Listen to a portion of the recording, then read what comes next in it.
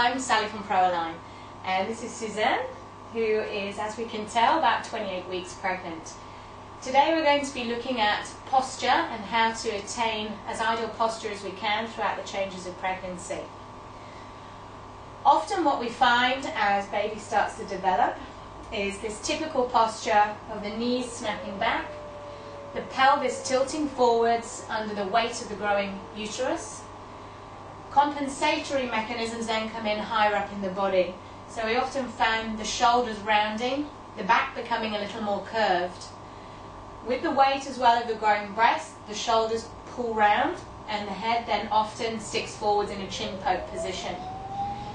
What we want to look for with pregnancy is the same as with our non-pregnant clients. So we want to start with the knees just softening a little bit. Looking then into the pelvis, we still want to try and achieve pelvis neutral. So we're just thinking of a very mild tuck backwards, maybe a little bit of heaviness throughout the tail.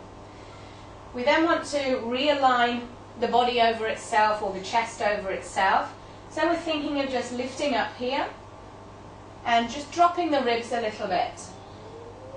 So even though the diaphragm and the ribs are becoming compromised with a growing belly at the top, we still want to be able to achieve this alignment of breastbone over pubic bone at the bottom.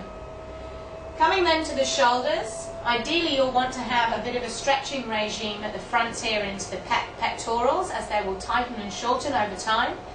But then we want to work in just broadening the collarbones.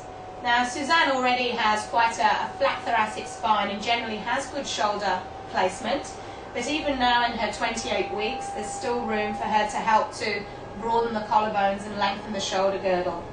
We then want to have a sense of lifting the head up, and maybe from her ponytail, that's the kind of thought that you want to be having.